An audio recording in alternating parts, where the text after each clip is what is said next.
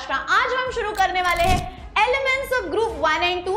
Inorganic का chapter है, थोड़ा बहुत थियोरी है, बट जो मैं आर्टिकल्स बोल रही हूँ इंपॉर्टेंट है, या जहां मैं बोल रही हूँ सीईटी के लिए इंपॉर्टेंट है, please make sure that you make the notes of it. और इसी लेक्चर के notes are available in the description box. बहुत सीईटी के हिसाब से तो ये चैप्टर बहुत इंपॉर्टेंट है, थोड़ा थियोरी है I know, but there is no option. So see the entire video, comment and let me know how do you like the video.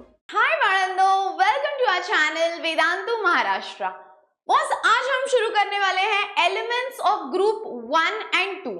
अब आपको तो पता है पूरे पीरियोडिक टेबल में देयर आर 18 ग्रुप्स।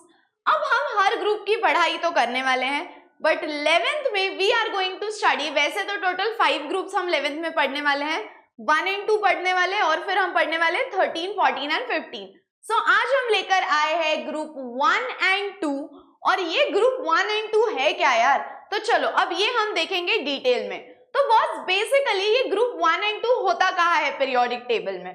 तो पहले तो ये समझ लो कि ये जो ग्रुप 1 एंड 2 है, ये जो ग्रुप 1 एंड 2 है, ये ग्रुप 1 एंड 2 प्लेस्ड है towards the extreme left of the periodic table. तो ये होता कहाँ है?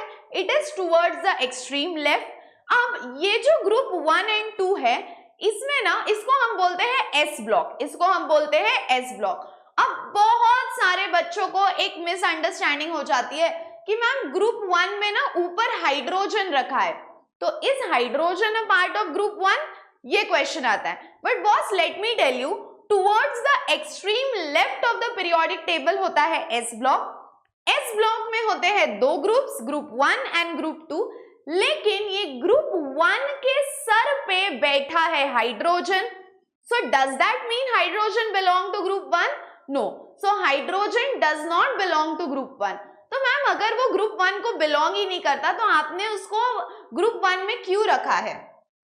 तो बॉस उसको ग्रुप 1 में नहीं रखा गया है। ये जो हाइड्रोजन है, ये हाइड्रोजन पूरे के पूरे पीरियोडिक टेबल के ही ऊपर बैठा है। अब आप बोलोगे मैम इतना पीरियोडिक टेबल के ऊपर हाइड्रोजन को बिठा दिया, तो हाइड्रोजन को कोई ग्रुप में क्यों नहीं बिठा दिया? तो बॉस इसके पीछे एक रीजन है। ये जो हाइड्रोजन है, इसका इलेक्ट्रॉनिक कॉन्फ़िगरेशन है 1s1। अब 1s1 यानी 1 से एंड होता है, और जो अपने ग्रुप 1 एलिमेंट्स है उनके भी आउटर मोस्ट शेल में 1 इलेक्ट्रॉन होता है। ये पहला रीजन। दूसरा रीजन, जो हमारा ग्रुप 17 है उसको स्टेबल होने के लिए बस 1 इलेक्ट्रॉन की जरूरत है, और हाइड्रोजन को भी सिर्फ 1 इलेक्ट्रॉन की जरूरत है स्टेबल होने के लिए। सो इन शॉर्ट हाइड्रोजन ग्रुप 1 जैसे भी बिहेव कर रहा था और ग्रुप 17 जैसे भी बिहेव कर रहा था। तो ग्रुप 1 और ग्रुप 17 दोनों की लड़ाई शुरू हो गई। एक बोलता है हाइड्रोजन तू मेरे पास आ, एक बोलता है हाइड्रोजन तू मेरे पास आ। अब वो ग्रुप 1 में जाएगा कि ग्रुप 17 में? दोनों में लड़ाई हो रही है। तो साइंटिस्ट ने डिसाइड किया, देखो भैया हाइड्रोजन तो एकदम हाई डिमांड में है, ग्रुप 1 वाले बोलते हैं मुझे चाहिए, ग्रुप 17 वाले बोलते हैं मुझे चाहिए। तो उन्होंने बोला इतनी भसड़ी नहीं करनी है, हम हाइड्रोजन को उठाएंगे और उसको हम प्लेस करेंगे above the periodic table. We will pick hydrogen and we will place it above the periodic table। और इसीलिए that is the reason hydrogen could not get any place in the periodic table, क्योंकि group 1 और group 17 दोनों high demand में थे। So they decided let us not keep it in group 1, let us not keep it in group 17, let us keep it above the periodic table। So actual में hydrogen is placed above the periodic table. Hydrogen को ऊपर रखा गया है periodic table के, और वो group 1 को बिलोंग नहीं करता। अगर आपको किसी ने पूछा which group does hydrogen belong to, तो हम सब एकदम एक्साइटेड होके बोलते हैं group 1 group 1 group 1 group 1, but that's extremely wrong. Hydrogen does not belong to any group in the periodic table, it is kept above the periodic table. ठीक है, अब हम इसको देखते हैं। Hydrogen is the first element in the periodic table. It appears at the top of group 1 in the alkali metal. Hydrogen has 3 simplest atomic structures of the element. ठीक है, और उसके बाद hydrogen consists of +1 charge and extra nuclear electron. What do you mean by this +1 charge? तो boss hydrogen का atomic number है 1, इसका मतलब है उसके पास एक प्रोटॉन है और उसके पास एक इलेक्ट्रॉन है, तो उसको हम बोलते हैं hydrogen atom consist of a nucleus of charge +1 and an extra nuclear electron. So it has one electron and it has one proton. So whenever I ask you hydrogen belongs to which group, so you will say, ma'am, hydrogen does not belong to any group because it had same properties of group 1 and group 17. तो उसको हमने रख दिया periodic table के ऊपर. अब hydrogen का ना बॉस एक बात है, hydrogen can never remain single. अब जब मैं बोलती हूँ hydrogen can never remain single का मतलब क्या है, वो बोलता है कि देखो यार मैं तो सिंगल नहीं रह सकता. इसका मतलब है हाइड्रोजन जो है वो होता है diatomic in nature. So hydrogen is diatomic in nature का मतलब है that it is always in 2 units. कभी भी आपको हाइड्रोजन सिंगल नहीं दिखेगा, वो हमेशा किसी ना किसी के साथ रहेगा. अब किसी ना किसी के साथ मतलब क्या, तो दूसरे हाइड्रोजन के साथ. सो hydrogen is diatomic in nature, which means you can never find it single, you can always find it in the form of dihydrogen. उसके बाद पूरे के पूरे यूनिवर्स में ऐसा कौन सा एलिमेंट है जो सबसे ज्यादा अबंडेंट क्वांटिटी में प्रेजेंट है. अबंडेंट का मतलब है बहुत ज्यादा क्वांटिटी में. So boss, hydrogen is the element which is present in the most abundant quantity in the universe. अब आप बोलोगे मैम abundant का मतलब तो हम समझ गए, बहुत ज्यादा क्वांटिटी में, बट बहुत ज्यादा मतलब कितना क्वांटिटी होता है, तो boss it makes to about 70% of total mass of the universe. So it accounts to total 70%. Can you imagine, अपने पूरे यूनिवर्स में 70% बाय मास सिर्फ हाइड्रोजन है. समझ में आया यहां तक? So hydrogen can never remain single, it is diatomic in nature. उसके बाद सबसे ज्यादा एलिमेंट जो मिलता है वो है आपका yes hydrogen. It is the most abundant element in the universe. और अबंडेंट जब मैं बोलूंगी तो कितनी क्वांटिटी, तो boss it has 70% of total mass of the earth. उसके बाद पोजीशन तो मैंने बता दी कि बहुत इस पे डिस्कशन हुआ कि हाइड्रोजन इधर आ. इतना डिस्कशन हुआ कि उन्होंने डिसाइड किया अब बस हो गया, हम हाइड्रोजन को रखेंगे पीरियोडिक टेबल के ऊपर. ओके, अब उसका रीजन क्या है, तो देखो electronic configuration of hydrogen was 1s1 और 1s1 मतलब वो किसके जैसा हुआ, ग्रुप 1 के जैसा. सो 1s1 का मतलब है वो ग्रुप 1 के जैसा हुआ, लेकिन उसको स्टेबल होने के लिए एक इलेक्ट्रॉन चाहिए था. So it was behaving like group 1 and group 17. That is the reason we placed it above the periodic table. चलो बढ़े आगे.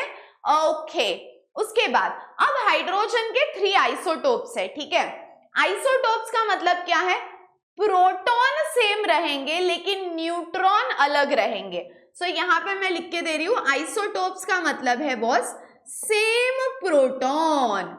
आइसोटोप्स का मतलब है सेम प्रोटॉन लेकिन इसमें न्यूट्रॉन अलग रहेगा, तो उसको हम कैसे बोलेंगे, same proton but different neutron. Okay, अब देखो हाइड्रोजन आता है 3 फॉर्म्स में. एक को हम बोलेंगे प्रोटियम, पहले को हम बोलेंगे प्रोटियम. अभी प्रो का मतलब है सिंगल, जो सिंगल है वो प्रो है. Very good. देखो प्रोटियम का मतलब है कि बस एक प्रोटॉन है. प्रोटियम का मतलब है बस एक प्रोटॉन है, न्यूट्रॉन है ही नहीं. सेकंड वाला है आइसोटोप ड्यूटेरियम. ड्यूटेरियम का मतलब है एक प्रोटॉन है और एक न्यूट्रॉन है. और फिर आता है ट्रिटियम. ट्रिटियम का मतलब होता है 3, एक प्रोटॉन और 2 न्यूट्रॉन. सो जो रेड में दिया है वो प्रोटॉन, जो ग्रे में दिया है that is neutron. So protium का मतलब है it will have only proton. Deuterium का मतलब है 1 प्रोटॉन 1 न्यूट्रॉन. और ट्रिटियम का मतलब है 1 प्रोटॉन एंड 2 न्यूट्रॉन्स, उसको हम बोलते हैं tritium. So these are the 3 isotopes of hydrogen. और what do you mean bye isotopes, कि उनमें प्रोटॉन सेम रहेगा लेकिन ये न्यूट्रॉन्स अलग, यानी same atomic number but different atomic mass number. So same proton, proton का मतलब है एटॉमिक नंबर, सो इसका मतलब है they will have the same atomic number लेकिन उनके पास रहेगा डिफरेंट एटॉमिक मास नंबर। समझ में आया क्या बॉस? ओके, ये देखो ना, इधर तुम लोगों को दिख रहा होगा atomic number 1 1 1 1 1 1 1 1, atomic mass number 1 2 3। Done, चलो बढ़े आगे। Okay, next preparation of hydrogen, कि हम ये हाइड्रोजन कैसे बना सकते हैं, how do we form this hydrogen, उसको हम बोलेंगे प्रेपरेशन ऑफ हाइड्रोजन। अब पहली मेथड है कि हम हाइड्रोजन को बना सकते हैं लैबोरेटरी में। अब लैब में मतलब समझ रहे हो ना, हाँ, जहां आप एक्सपेरिमेंट करते हो कॉलेज स्कूल में, तो लैब में तो हम बना सकते हैं। अब लैब में हम बना सकते हैं या तो एसिड से या तो बेस से भी बना सकते हो। तो देखो, एसिड तो मान लो हो गया HCl। अब अगर आपने सोच लिया कि HCl से हाइड्रोजन बनाना है तो आपको क्या करना पड़ेगा, अगर HCl से हाइड्रोजन बनाना है तो ये रहा HCl प्लस इसके साथ ले लो जिंक। अब क्या होगा, ध्यान से देखो, ये जो हाइड्रोजन है, मैंने क्या बोला था, हाइड्रोजन तो कभी सिंगल नहीं रह सकता, it is always diatomic in nature. तो यहाँ पे तो एक ही H है ना, तो हम क्या करेंगे, 2 यूनिट्स ले लेंगे, 2 HCl। अब क्या होगा, देखो, ये वाला Zn प्लस, ये वाला Zn प्लस और ये वाले 2 Cl मिलकर देंगे ZnCl2, मिलकर देंगे ZnCl2। तो ये तो बाहर निकल गए। अब क्या बचा है, 2H बचा है, तो it will give you H2 gas, it will give you H2 gas.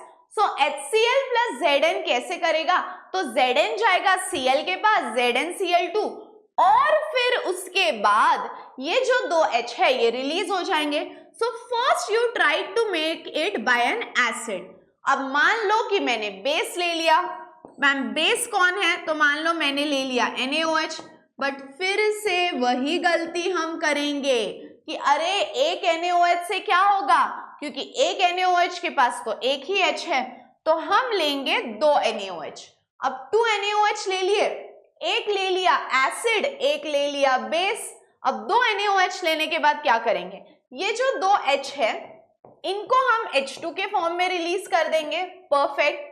ये जो सिंगल जिंक है इसको यहाँ पे लिख लिया।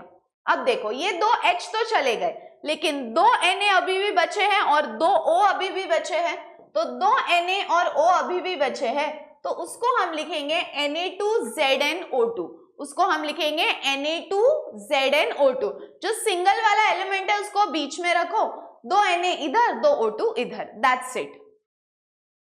This was the first method. अब हम बनाएंगे हाइड्रोजन बाय इंडस्ट्रियल मेथड, मतलब इंडस्ट्री में हम उसको कैसे बना सकते हैं। तो उसमें 2 मेथड्स है, पहली है इलेक्ट्रोलिसिस ऑफ प्योर वाटर और दूसरी है फ्रॉम कार्बन और हाइड्रोकार्बन। अब इंडस्ट्री में मतलब बड़े लेवल पे बनाना है, बहुत सारे क्वांटिटी में बनाना है, तो हम कैसे बना सकते हैं। तो इलेक्ट्रोलिसिस मतलब आपको कुछ नहीं करना, आपको लेने हैं H2O के 2 यूनिट्स। अब H2O के 2 यूनिट्स लेने के बाद हम ऐसा सेटअप लेते हैं, बॉस ये तुमने 10th में देखा होगा, 2 इलेक्ट्रोड्स इसमें डाल देंगे और इसमें से जब हम इलेक्ट्रिसिटी पास करेंगे, एक एक्ट करेगा पॉजिटिव बोलकर, एक एक्ट करेगा नेगेटिव बोलकर, याद है। सो इलेक्ट्रोड्स हम उसको बोलते थे। सो हमने क्या किया, ये एक सेटअप ले लिया। अब इस सेटअप में हमने क्या किया, इस सेटअप में हमने डाल दिए इलेक्ट्रोड, इस सेटअप में हमने डाल दिए इलेक्ट्रोड। अब इलेक्ट्रोड डालने के बाद क्या होगा, after you put in electrode in it, electricity pass कर दो, one will act as positive, one will act as negative. अब जो पॉजिटिव एंड है, जो पॉजिटिव इलेक्ट्रोड है उसको जाएगा ऑक्सीजन और जो नेगेटिव एंड है उसको जाएगा हाइड्रोजन। सो नेगेटिव एंड को जाएगा हाइड्रोजन और पॉजिटिव एंड को जाएगा ऑक्सीजन। सो इसको हम बोलते हैं इलेक्ट्रोलिसिस। सो इलेक्ट्रोलिसिस में क्या होता है की आपको कुछ नाही करना है, एक आपको बड़ा सा सेटअप लेना है, त्या सेटअप मध्ये आपण काय टाकणार, ॲक्वियस सोल्युशन टाकणार, म्हणजे पाणी असणारं सोल्युशन, और 2 इलेक्ट्रोड्स डाल दो। आता 2 इलेक्ट्रोड्स टाकल्यानंतर pass electricity to it, 1 will act as positive, 1 will act as negative। अब ये जो नेगेटिव ऑक्सीजन है वो जाएगा पॉजिटिव एंड को, और जो पॉजिटिव हाइड्रोजन है वो जाएगा नेगेटिव एंड को। ठीक है, तो देखो 2H2O है, इलेक्ट्रोलिसिस करो, क्या होगा, H2 will go to one end, H2 will go to one end and O2 will go to one end। So H2 will go to one end, ये देखो, and O2 will go to one end। इसको हम बोलते हैं electrolysis, यानी we have used electricity and we have separated the two। Take a screenshot। Okay, great। आता next method आहे from carbon और हाइड्रोकार्बन। बॉस ये मेथड जो है ये बहुत ही इंपॉर्टेंट मेथड है, ये बहुत ही इंपॉर्टेंट मेथड है। आई थिंक टेक्स्ट बुक में उन्होंने इसको नाम भी दिया होगा। ठीक है, सो ये मेथड इज वेरी इंपॉर्टेंट। अब ये मेथड जो होती है ये होती है 3 स्टेजेस में, स्टेज 1, स्टेज 2, स्टेज 3। अगर ये पूरी मेथड आती है एग्जाम में तो तुम लोगों को सिर्फ रिएक्शन नहीं लिखना है बट उसके साथ स्टेटमेंट भी लिखना है। What statement are you suppose to write, वो मैं तुमको लिख के देती हूँ। ठीक है, अब देखो स्टेज 1 में आपको क्या करना है, reaction of steam on hydrocarbon और कोक। अब देखो हाइड्रोकार्बन म्हणजे काय, तो बॉस हाइड्रोकार्बन मतलब आपको लेना है मीथेन, हाइड्रोकार्बन मतलब आपको लेना है मीथेन, और स्टीम का मतलब क्या है, स्टीम का मतलब है आपको लेना है वाटर। सो कुछ नहीं करना है, उन्होंने क्या बोला, हाइड्रोकार्बन और स्टीम को मिक्स करो। हाइड्रोकार्बन यानी ले लो मीथेन, ये देखो हाइड्रोकार्बन यानी मैंने यहाँ पे ले लिया है मीथेन, और स्टीम यानी मैंने यहाँ पे ले लिया है वाटर। अब जब मैं इन दोनों को मिक्स करूंगी, ठीक है, इन दोनों को रिएक्ट करूंगी at 1270 kelvin, 1270 kelvin in the presence of nickel as a catalyst. अब क्या होगा, अब ये कार्बन देखेगा ऑक्सीजन को, तो इधर हो गया कार्बन मोनोऑक्साइड, उसके बाद ये जो 4 हाइड्रोजन है और ये जो 2 हाइड्रोजन है, 4 + 2 टोटल कितना हुआ, 6 को मैं लिख दूंगी 3H2। समझ में आया? सो ये कार्बन और ये ऑक्सीजन मिलकर दे दिया कार्बन मोनोऑक्साइड, और ये 4 हाइड्रोजन और इधर के 2 हो गए 6, यानी ये हो गया 3H2। अच्छा, अब ध्यान से सुनो मैं क्या बोल रही हूं, ये जो कॉम्बिनेशन है, कौन सा कॉम्बिनेशन, CO और H2 का जो कॉम्बिनेशन है, इसको हम बोलते हैं सिन गैस। क्या बोलते हैं हम इसको बोलते हैं सिन गैस या water gas. This combination is called as syngas और वाटर गैस। ये क्वेश्चन ना सीईटी में आया था, which of the following is a combination of syngas और वाटर गैस। सो सिन गैस या वाटर गैस होता है CO + 3H2, CO + 3H2। ठीक है, you can write this reaction like this also, या आप इसको सिंपल वे में ऐसे भी लिख सकते हो। उन्होंने कोक बोला है ना, तो सीधा कार्बन ले लो और H2O ले लो। अब आप क्या करोगे, आपको तो पता है कार्बन किसके पास जाने वाला है, कार्बन जाने वाला है ऑक्सीजन के पास, तो ये CO हो गया आपका कार्बन मोनोऑक्साइड, और ये जो 2H है इनको रिलीज कर दो। ये हो गया आपका स्टेप 1, ये हो गया आपका स्टेप 1। क्लियर है? Take a screenshot. Excuse me। Done। Okay, now we are moving to step 2। अब स्टेप 2 को हम बोलते हैं वाटर गैस शिफ्ट रिएक्शन। अब इसमें क्या होता है, the carbon monoxide in water gas. अब देखो कार्बन मोनोऑक्साइड मतलब क्या, कार्बन मोनोऑक्साइड मतलब CO, जो आपने स्टेप 1 में प्रिपेयर किया था। स्टेप 1 में आपने कार्बन के साथ H2O लिया और CO प्रिपेयर किया। अब स्टेप 2 में आपको उसमें डालना है वाटर। स्टेप 2 में आपको उसमें फिर से क्या डालना है, वाटर। स्टेप 1 में भी वाटर डाल दिया, स्टेप 2 में भी वाटर डाल दिया। अब क्या होगा, स्टेप 1 में भी वाटर, स्टेप 2 में भी वाटर, कार्बन और ऑक्सीजन और इधर का एक ऑक्सीजन, मिलकर देंगे कार्बन डाइऑक्साइड। सो कार्बन, ये वाला ऑक्सीजन और ये वाला ऑक्सीजन मिलकर देंगे कार्बन डाइऑक्साइड, और वो जो H2 है वो यहाँ पे रिलीज हो जाएगा। ठीक है, अब ये होती है reaction in the presence of iron chromate as a catalyst. So step 1 very very simple, methane with H2O ले लो, कार्बन मोनोऑक्साइड प्लस H2 बनेगा। उसके बाद वही कार्बन मोनोऑक्साइड जो बना है उसकी रिएक्शन वाटर के साथ करो, यानी H2O के साथ करो, और वहां पे आपको मिल जाएगा कार्बन डाइऑक्साइड। अब देखो मुझे एक बात बताओ, आपको तो सिर्फ H2 चाहिए, लेकिन आपको तो ये पूरा का पूरा कॉम्बिनेशन मिल गया, दिया भगवान ने तो छप्पड़ फाड़ के दे दिया। आपने तो मांगा था सिर्फ H2, बट भगवान ने कार्बन डाइऑक्साइड और H2 भी दे दिया। वाह वाह वाह। अब हम क्या करेंगे, अब हम करेंगे स्टेप 3, जहां पे आपको ये कार्बन डाइऑक्साइड को अलग करना है हाइड्रोजन से।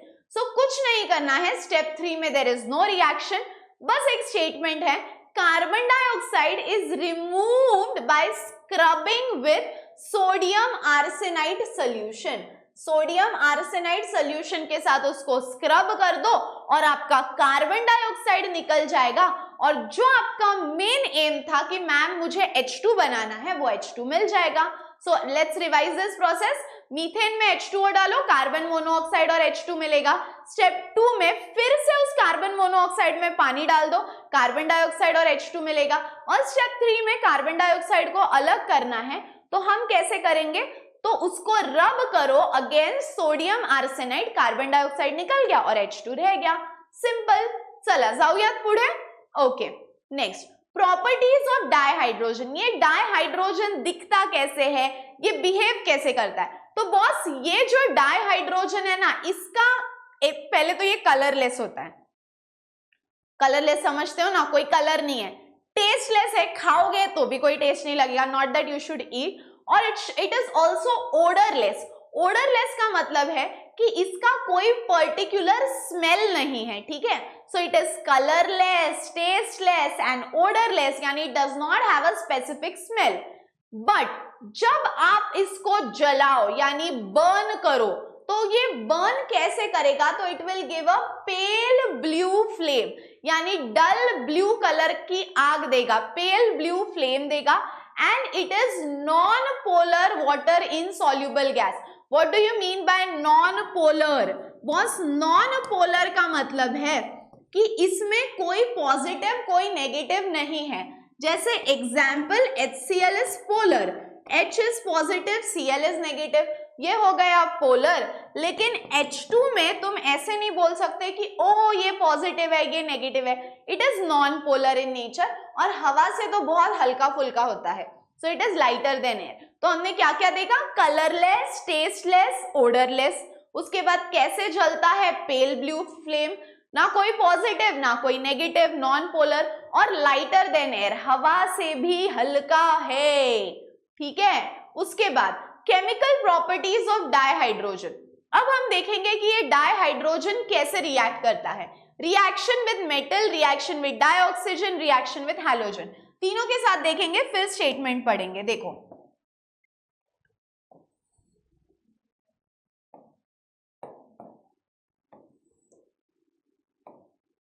हवा के साथ साथ, घटा के संग संग, मतलब क्या, हवा से हल्का है। ठीक है, विथ मेटल, विथ ऑक्सीजन,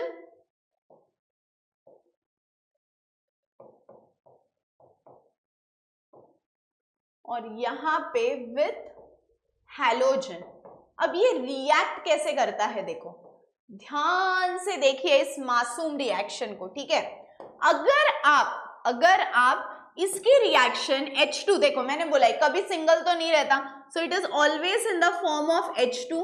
तो अगर अब ये रिएक्ट करेगा सोडियम मेटल के साथ यानी Na के साथ, तो क्या होगा, तो सोडियम भी एक बॉन्ड फॉर्म कर सकता है, हाइड्रोजन भी एक बॉन्ड, तो एक सोडियम एक हाइड्रोजन हो गया NaH।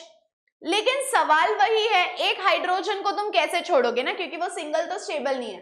तो यहाँ पे 2 यूनिट्स ले लो, यहाँ पे भी 2 यूनिट्स ले लो, इसका नाम है सोडियम हाइड्राइड, इसका नाम है सोडियम हाइड्राइड। अब मैंने तो सोडियम बोल दिया, तुम बोल सकते हो जो भी मेटल हो, तो उसको हम बोलेंगे metal hydride. So hydrogen metal के साथ रिएक्ट करता है क्या? डेफिनेटली करता है, और रिएक्ट करता है तो क्या देता है? मेटल का हाइड्राइड। क्या देता है?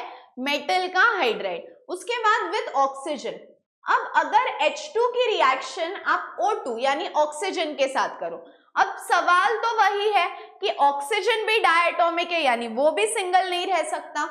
अब क्या होगा? H2 और O मिलकर बना दिया H2O, लेकिन देखो ये दो H तो यूज हो गए, लेकिन ये एक H जाएगा कहाँ? एक O जाएगा कहाँ? ये दो O में से एक ही O यूटिलाइज हुआ है, तो एक O जाएगा कहाँ? तो हम क्या करेंगे, यहाँ पे 2H2 ले लेंगे, तो 2 into 2 हो गया 4, और इधर भी ले लेंगे 2, 2 into 2 हो गया 4, तो ये हो गया 4 और ये दो ऑक्सीजन यानी हो गया 2H2O। क्या हो गया? 2H2O। सो O2 plus 2H2 gives 2H2O। Done. उसके बाद विद हैलोजन, अब मान लो मैंने हैलोजन ले लिया क्लोरीन, अब जो हाइड्रोजन की दिक्कत है वही क्लोरीन की दिक्कत है, क्लोरीन भी सिंगल नहीं रह सकता, so you can not take only Cl2, आपको Cl, you have to take Cl2, तो 2H और 2Cl मिलकर दे दिया ट्वाइस HCl। अगर मान लो कि मैंने ले लिया H2 प्लस Br2, तो क्या होगा? तो क्या होगा? तो क्या होगा? Twice HBr। समझा? So does hydrogen react with metal? Yes, it gives metal hydride. Does it react with oxygen? Yes, it gives water. Does it react with halogen? Yes, and it gives hydrogen halide. तो यहाँ पे आपको मिलता है metal hydride, यहाँ पे आपको मिलता है मेटल हाइड्राइड, यहाँ पे आपको मिलता है वाटर, और यहाँ पे आपको मिलता है हाइड्रोजन हैलाइड। समझ में आया क्या बॉस? चलो लेट अस मूव ऑन। मैं मूव ऑन ही तो नहीं हो रहा। वेरी गुड बेटा। देखो chemical properties, first one is with metal. Hydrogen combines with all the reactive metals such as alkali metals such as calcium, strontium, barium at high temperature to form metal hydride। देखो ये अभी देखा हमने, metal hydride form करता है। Reaction with dioxygen, yes, dihydrogen reacts with dioxygen in the presence of catalyst to form water, ये भी अभी देखा हमने। फिर halogen, reaction with halogen dihydrogen inflames with fluorine even in dark whereas it requires a catalyst to react with iodine। मतलब basically वो react करता है फ्लोरीन के साथ, उसको क्या लगता है? कुछ नहीं लगता, वो ऑटोमेटिकली रिएक्ट करता है, लेकिन आयोडीन के साथ उसको लगता है कैटलिस्ट। ठीक है, सिंपल है। यहाँ पे वो क्या फॉर्म कर देता है? Hydrogen halide. चलो बढ़े आगे। ओके, उसके बाद रिड्यूसिंग नेचर ऑफ डाइहाइड्रोजन। अब what do you mean by reducing agent by the way? तो बॉस रिड्यूसिंग एजेंट का मतलब है, मैंने आपको इसमें सिखाया था अपना रेडॉक्स में। What is the meaning of reducing agent? Boss reducing agent का मतलब है जिसका खुद का ऑक्सीडेशन होता है। सो रिड्यूसिंग एजेंट का मतलब है जो खुद ऑक्सीडेशन करता है। So can it behave as a reducing agent? Yes, it can behave as a reducing agent. बस इतनी ही प्रॉपर्टी याद रखो, रिएक्शन लिखने की जरूरत यहाँ पे नहीं है। And then the last thing, the hydrogenation of unsaturated organic compound, यानी कोई भी ऑर्गेनिक कंपाउंड में अगर आप H2 डालो और निकेल कैटलिस्ट लो तो क्या होगा? The hydrogenation of unsaturated organic compound such as oil using nickel catalyst gives saturated organic compound. तो अनसैचुरेटेड कंपाउंड ले लो, अनसैचुरेटेड कंपाउंड। अनसैचुरेटेड का मतलब है कार्बन कार्बन डबल या कार्बन कार्बन ट्रिपल वाले। So carbon carbon double bond वाला ले लिया, उसका हाइड्रोजनेशन कर दिया, तो आपको क्या मिलेगा? Carbon carbon single bond. इसका मतलब है अनसैचुरेटेड डबल में जब आप हाइड्रोजन डालो तो वो बन जाएगा सिंगल यानी सैचुरेटेड। आई रिपीट, डबल में अगर आप हाइड्रोजन डालो तो वो बन जाएगा सिंगल यानी सैचुरेटेड। स्टेटमेंट पढ़ो, the hydrogenation of unsaturated organic compound such as oil using a nickel catalyst gives saturated compounds such as solid fat। चलो बढ़े आगे। Okay, uses of dihydrogen। Now where do we use this dihydrogen? क्या use है? तो सबसे पहला, अगर आपको अमोनिया बनाना है यानी NH3, उसके लिए यूज्ड है। फिर उसके बाद फॉर्मेशन ऑफ वनस्पति घी बाय कैटालिटिक हाइड्रोजनेशन, इतना ही याद रखो घी बनाने के लिए। फिर लिक्विड हाइड्रोजन यूज होता है रॉकेट फ्यूल में, सर रॉकेट को एनर्जी देनी पड़ती है ना ऊपर जाने के लिए, सो रॉकेट फ्यूल में इट इज यूज्ड। फिर उसके बाद it is an important organic compound, it is used to form important organic compound like methanol. अगर आपको मीथेनॉल बल्क क्वांटिटी में बनाना है, मीथेनॉल यानी CH3OH, तो उसके लिए भी आपको हाइड्रोजन लगेगा। And last but not the least, a very important acid which is the HCl, acid बनाने के लिए भी ये लगेगा। So सबसे पहला अमोनिया बनाने के लिए, वनस्पति घी बनाने के लिए, रॉकेट फ्यूल में, HCl बनाने के लिए, मीथेनॉल बनाने के लिए। So ये सब कुछ बनाने के लिए डाइहाइड्रोजन इज यूज्ड। ओके, चलो ओके, अब मैं यहाँ पे बस आपको एक बता देती हूँ, हमने हाइड्रोजन के बारे में क्या क्या देखा। हमने देखा how is dihydrogen prepared, MOP, how is dihydrogen prepared. फिर हमने देखा उसके केमिकल रिएक्शंस, फिर हमने देखा उसके फिजिकल प्रॉपर्टीज, PP यानी फिजिकल प्रॉपर्टीज, और फिर हमने देखे उसके यूजेस। समझ में आया? सो MOP, chemical reaction, physical properties and uses. समझ में आया क्या सबको? यस और नो? अब हम जाएंगे अल्कली, और देखो हाइड्रोजन तो हो गया, अब हम जाएंगे ग्रुप 1 एंड ग्रुप 2 के पास, which is alkali metals and alkaline earth metals. Done boss? चलो ये स्क्रीनशॉट ले लिया। अब हम जाएंगे alkali metals and alkaline earth metals के पास। ओके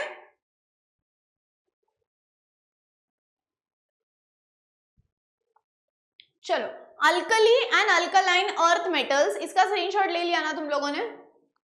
हाँ ओके। अब alkali and alkaline earth metals हम किसको बोलते हैं? ठीक है, now if you observe group 1, now what do you mean bye group 1? तो बॉस पीरियोडिक टेबल के एक्सट्रीम लेफ्ट पर है S ब्लॉक, अब हाइड्रोजन तो ऊपर रखा है।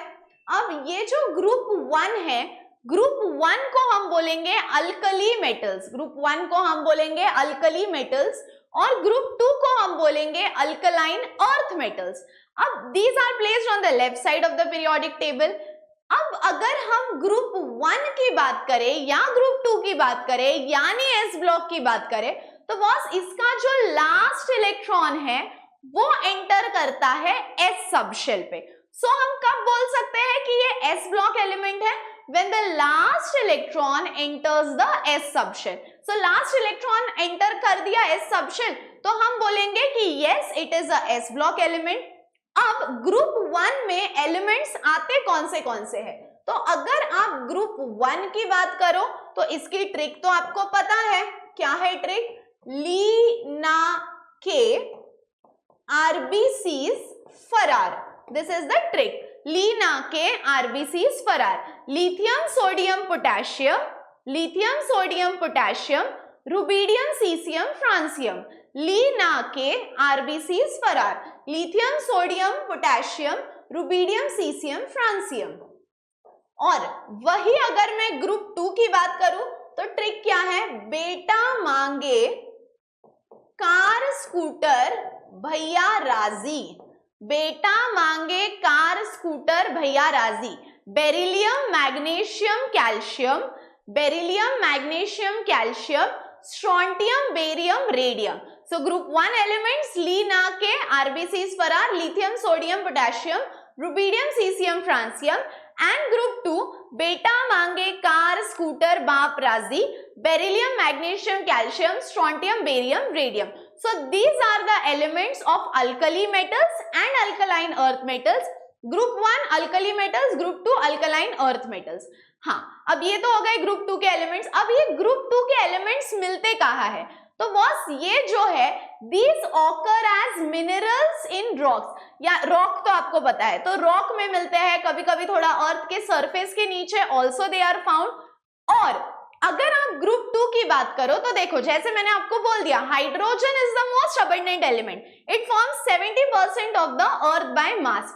लेकिन अगर आप बात करो कैल्शियम की, अगर आप बात करो कैल्शियम की, which is a group 2 element, so if you talk about calcium, which is the group 2 element, it is the element which is found in the most abundant quantity in the earth's crust, ठीक है? earth's crust नहीं, earth's crust मतलब other elements are found in the earth's crust, but calcium is one element which is most abundantly found। अब आप बोलोगे ma'am calcium सिर्फ अर्थ के crust में मिलता है क्या? नहीं, तुमको पता होगा कि अपनी our body also needs calcium, ठीक है? सो अर्थ के क्रस्ट में तो वो अवेलेबल है ही, but I am just telling you. Group 1 elements जो है वो है lithium, sodium, potassium, rubidium, caesium, francium, alkali metals. Group 2 elements are called as alkaline earth metals. ये कहाँ मिलते हैं? They are found in rocks. और ग्रुप 2 में ऐसा कौन सा एलिमेंट है which is most abundantly found? So that element is calcium. अब हम देखेंगे इनके ट्रेंड्स इन फिजिकल प्रॉपर्टीज। जैसे हमने फिजिकल प्रॉपर्टीज ऑफ हाइड्रोजन देखा, अब हम देखेंगे physical properties of group 1 elements. अब पहले तो ये ग्रुप 1 एलिमेंट्स दिखते कैसे? तो ये दिखते हैं सिल्वरी व्हाइट कलर के, and they are very soft. So they look silvery white and they are very soft. अब इनकी जो साइज होती है बॉस, देखो तुम लोग दिमाग लगाओ थोड़ा सा, हम जैसे जैसे लेफ्ट टू राइट जाते हैं साइज छोटू छोटू छोटू छोटू छोटू होते जाती है। इसका मतलब है जो ग्रुप 1 एलिमेंट है उसकी साइज बहुत बड़ी है। So group 1 elements have a very big atomic size and they are very small, very big atomic size and they are very soft. और वो दिखने में कैसे है boss? They look silvery white, they look silvery white and they have a large size. उसके बाद ये जो ग्रुप 1 और ग्रुप 2 होते हैं, इतनी बड़ी साइज होने की वजह से दे आर वेरी दिलदार। Now what do you mean by very दिलदार? दे डोनेट इलेक्ट्रॉन्स, और बिकॉज दे डोनेट इलेक्ट्रॉन हम उनको बोलते हैं they are electropositive. What do you mean by electropositive? Electro stands for electron, positive का मतलब है दे डोनेट इलेक्ट्रॉन। सो बड़ी साइज, सिल्वरी व्हाइट, दिलदार, यानी इलेक्ट्रॉन डोनेट करते हैं, यानी इलेक्ट्रोपॉजिटिव। उसके बाद अब हम आते हैं अल्कलाइन अर्थ मेटल्स के बाद। अब ये जो अल्कलाइन अर्थ मेटल्स है ये भी जनरली सिल्वरी व्हाइट होते हैं। इन पे होता है एक लस्टर, लस्टर का मतलब है चमक। They are also soft, but group 1 element से कंपेयर्ड ये थोड़े से हार्ड होते हैं। ग्रुप 1 एलिमेंट से कंपेयर्ड ये होते हैं थोड़े से hard. So group 1 are soft, group 2 are little harder. उसके बाद ये भी इलेक्ट्रोपॉजिटिव होते हैं, लेकिन ग्रुप 1 से कम इलेक्ट्रोपॉजिटिव। ग्रुप 1 तो एकदम दिलदार है, बोलता है लेके जाओ लेके जाओ लेके जाओ, लूट लो लूट लो लूट लो। लेकिन ग्रुप 2 बोलता है कि भाई मैं दूंगा इलेक्ट्रॉन, बट ग्रुप 1 जितना मैं दिलदार नहीं बन पाऊंगा। So group 1 is electropositive, but group 2 is comparatively less electropositive. उसके बाद unipositive of all the atoms of group 1, इसका मतलब है, ये पॉइंट तुमको कंफ्यूज करेगा तो मैं सिंपल वर्ड्स में बताती हूँ। ग्रुप 1 होते हैं यूनिपॉजिटिव, यानी वो एक इलेक्ट्रॉन डोनेट करते हैं क्योंकि उनके आउटर मोस्ट शेल में एक इलेक्ट्रॉन होता है।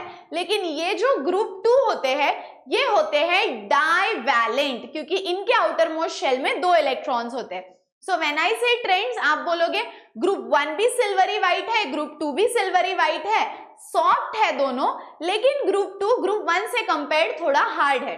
दोनों भी इलेक्ट्रोपॉजिटिव है, लेकिन ग्रुप 2 थोड़ा कम इलेक्ट्रोपॉजिटिव है। फिर ग्रुप 1 होता है यूनिपॉजिटिव, लेकिन ग्रुप 2 होता है डाइवैलेंट, ग्रुप 2 होता है डाइवैलेंट। चलो बढ़े आगे। उसके बाद they have no unpaired electron and the compounds are diamagnetic and colourless. अभी मैंने क्या बोला, ग्रुप 2 के आउटर मोस्ट शेल में 2 ही इलेक्ट्रॉन है। अब अगर 2 इलेक्ट्रॉन है तो उनकी जोड़ी तो सही से बन गई।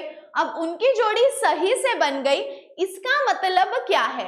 उनकी जोड़ी सही से बन गई, इसका मतलब है कि वो सिंगल ही नहीं है, they have no unpaired electron, पूरे पेयर्ड इलेक्ट्रॉन्स है, और जिनके पास पेयर्ड इलेक्ट्रॉन्स होते हैं उनको हम बोलते हैं डायमैग्नेटिक, और वो होते हैं कलरलेस, यानी उनका कोई कलर नहीं होता। सो ना अनपेयर्ड इलेक्ट्रॉन है, यानी इलेक्ट्रॉन्स भी पेयर्ड है, उसके बाद दे आर डायमैग्नेटिक, और डायमैग्नेटिक के साथ साथ ये होते हैं कलरलेस।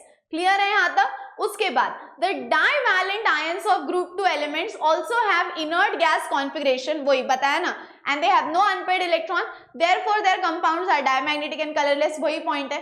अब जो हर ग्रुप का, ध्यान से सुनो, जैसे ग्रुप 1 है और ये ग्रुप 2 है, ग्रुप 1 का पहला एलिमेंट है लिथियम और ग्रुप 2 का भी पहला एलिमेंट है बेरिलियम।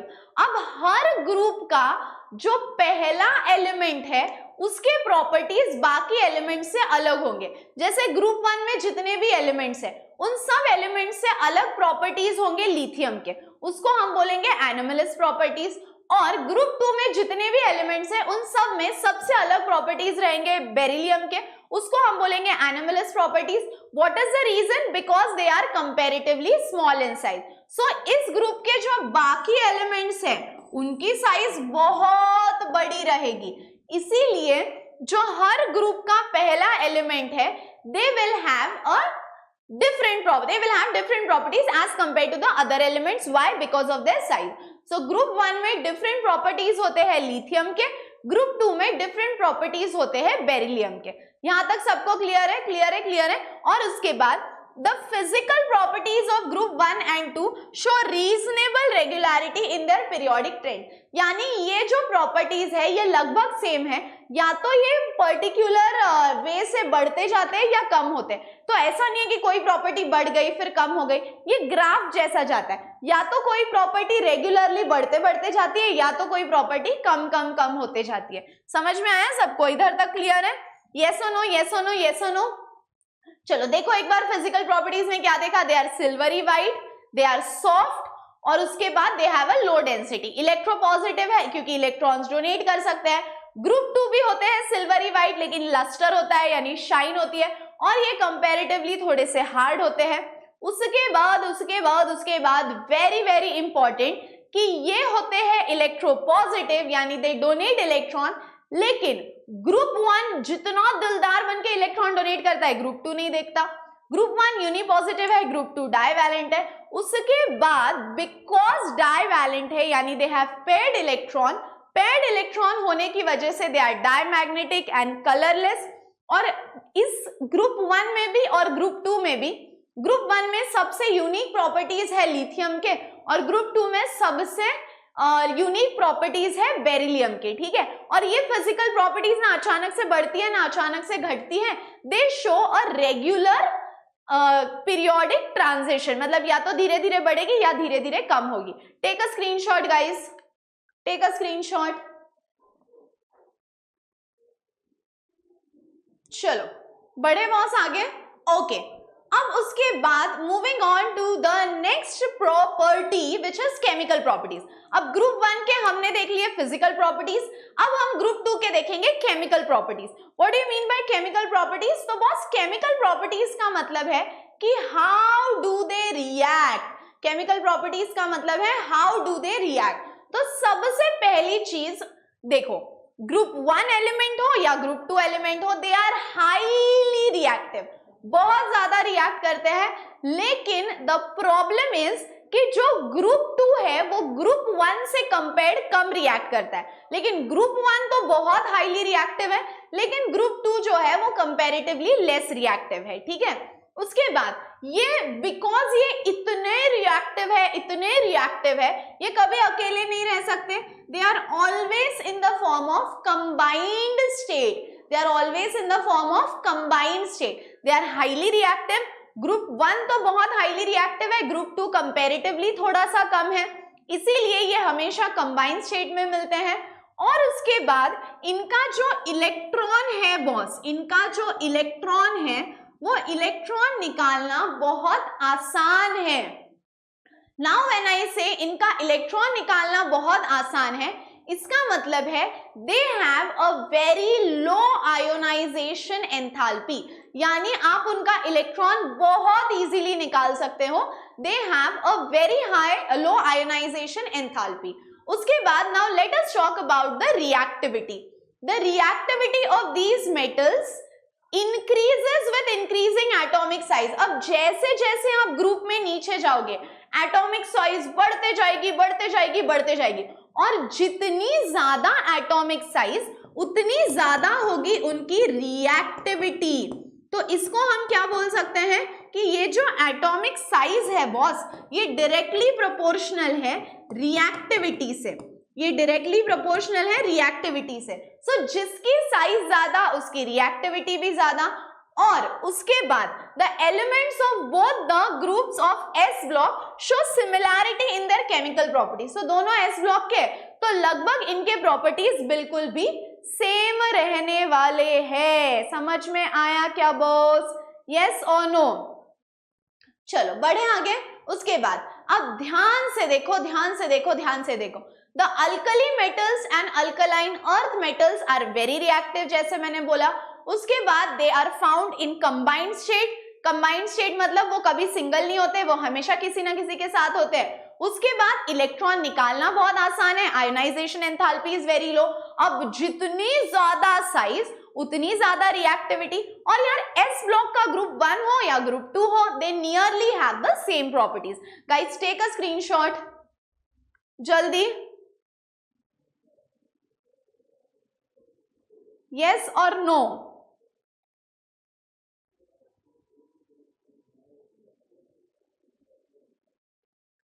चलो बढ़े आगे। ओके उसके बाद रिएक्शन विथ ऑक्सीजन। अब रिएक्शन विथ ऑक्सीजन में हम क्या करेंगे देखो। अब ये जो ग्रुप 1 एलिमेंट है, ये जो ग्रुप 1 एलिमेंट है, ये ऑक्सीजन के साथ कैसे रिएक्ट करेंगे वो हम देखेंगे। अब देखो यहां पे है लिथियम, और लिथियम की रिएक्शन अगर ऑक्सीजन के साथ हो तो उसको हम क्या करेंगे देखो। एक लिथियम को एक ऑक्सीजन लगेगा, फिर बेचारा दूसरा लिथियम कहाँ जाएगा, तो we will have to take 2 units of lithium. So 2 lithium के यूनिट्स ले लो प्लस O2 ले लो, it will give you 2 LiO, it will give you 2 LiO। Same with sodium, lithium oxide हो गया। सोडियम की रिएक्शन ऑक्सीजन के साथ कर दो। अब क्या होगा ध्यान से सुनो, ये फॉर्म करेगा सोडियम पेरोक्साइड। जैसे H2O2 होता है आपका हाइड्रोजन पेरोक्साइड, इसको हम बोलेंगे सोडियम पेरोक्साइड। और उसके बाद आता है पोटेशियम। अगर हम पोटेशियम की रिएक्शन ऑक्सीजन के साथ करें, सो K plus O2 gives KO2, which is called as potassium superoxide, which is called as potassium superoxide। Clear है? सो ग्रुप 1 एलिमेंट ऑक्सीजन के साथ कैसे रिएक्ट करता है? लिथियम रिएक्ट करेगा, लिथियम ऑक्साइड देगा। सोडियम रिएक्ट करेगा, सोडियम पेरोक्साइड देगा। पोटेशियम रिएक्ट करेगा, पोटेशियम सुपर ऑक्साइड मिलेगा। ओके चलो उसके बाद ग्रुप 2।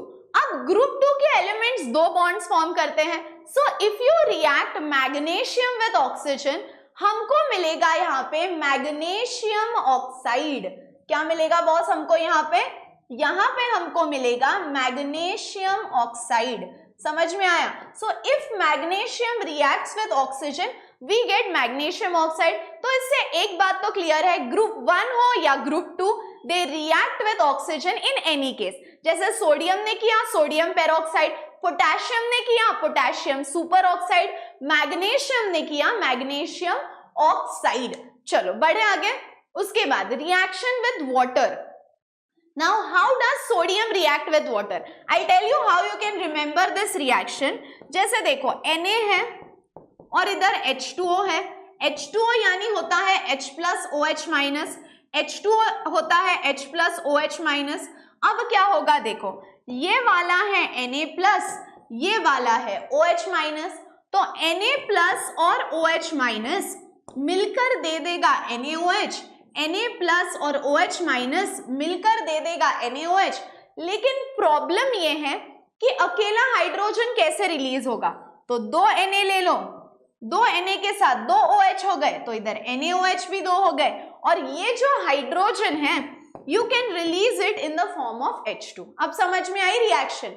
सो Na प्लस इधर का OH NaOH, एक अकेला H रिलीज नहीं हो सकता था, so take one more H2O, so Na, दो OH, ट्वाइस NaOH, और दो हाइड्रोजन रिलीज हो जाएंगे which is the H2 form. Okay, चलो बढ़े आगे। उसके बाद ग्रुप 2 की रिएक्शन विद वाटर। अब मैंने आपको क्या बोला था, ग्रुप 2 जो है वो 2 बॉन्ड्स फॉर्म करता है। ग्रुप 2 अगर 2 बॉन्ड फॉर्म करता है तो कैल्शियम का एक OH से काम तो चलेगा ही नहीं। कैल्शियम बोलेगा भाई साहब एक OH से मैं कैसे मैनेज करूं, तो कैल्शियम को लगेंगे 2 OH माइनस। कैल्शियम बोलेगा एक OH से तो चलेगा नहीं, क्योंकि मैं हूं ग्रुप 2 एलिमेंट और मेरे को 2 बॉन्ड फॉर्म करने की आदत है। तो अब क्या होगा, कैल्शियम और ये 2 OH मिलकर देंगे कैल्शियम हाइड्रोक्साइड, और फिर ये देखो यहाँ पे तो 2 यूनिट्स लेने पड़े ना, तो 2 OH तो चले गए, 2 H बचे हैं, we will release them in the form of H2। Clear है बॉस? चलो टेक अ स्क्रीनशॉट।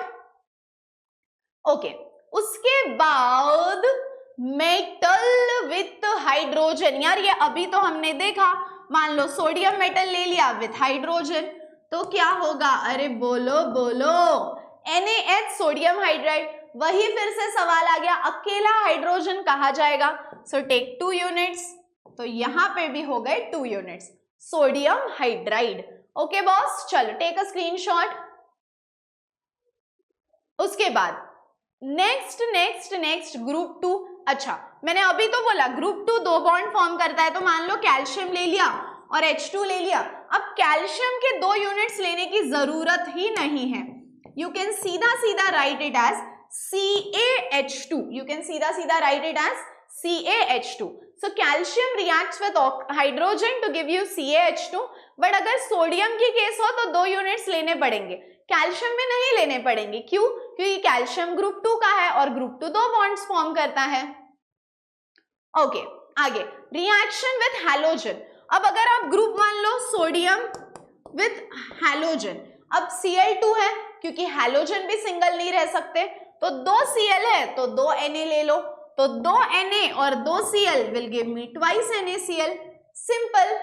लेकिन अगर आप अब ग्रुप 2 की बात करो तो मान लो कैल्शियम ले लिया विद Cl2, अब ग्रुप 2 के एलिमेंट्स 2 बॉन्ड फॉर्म करते हैं, तो 2 कैल्शियम लेने की जरूरत है क्या?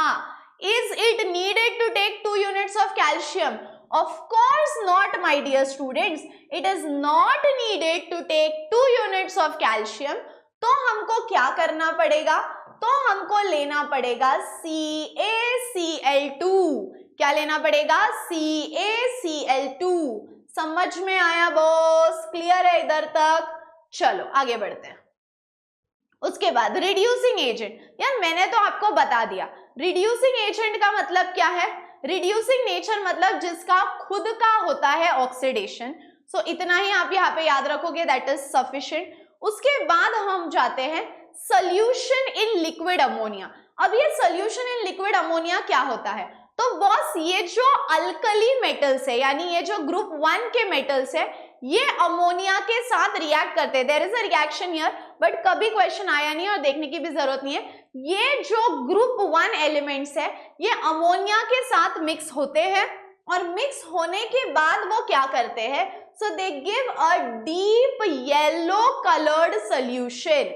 डीप येलो कलर का सोल्यूशन मिलेगा और दे कैन कंडक्ट इलेक्ट्रिसिटी। इसका मतलब है दे शो इलेक्ट्रिकल कंडक्टिविटी, यानी दे कैन कंडक्ट इलेक्ट्रिसिटी।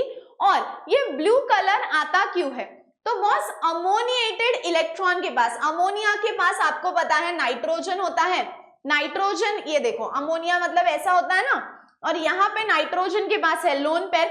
अब that electron is responsible for the deep blue colour of this solution. So सबसे पहला पॉइंट कि ये फॉर्म करता है कलर्ड सोल्यूशन। कलर्ड यानी कैसे होगा? तो डीप ब्लू कलर का होगा। उसके बाद दे कैन कंडक्ट इलेक्ट्रिसिटी। और अगर आपने पूछा मैम बता ही दो डीप ब्लू कलर आता क्यों है, तो मैं बोलूंगी it is due to the ammoniated electron. Take a screenshot. चलो बढ़े आगे। नेक्स्ट ग्रुप 2 क्या करता है? तो boss group 2 also is soluble in liquid ammonia, but ये कलर कौन सा देता है? It gives you a blue black coloured solution. यानी जो ग्रुप 1 का सोल्यूशन है उससे बहुत ज्यादा डार्क, कहीं ज्यादा डार्क ग्रुप 2 का सोल्यूशन है। सो ग्रुप 1 जो है it gives a ammoniated electron जिसके वजह से blue colour is form, but if you talk about group 2 it gives you a blue black color solution. Clear है? Take a screenshot. This might be needed for CET.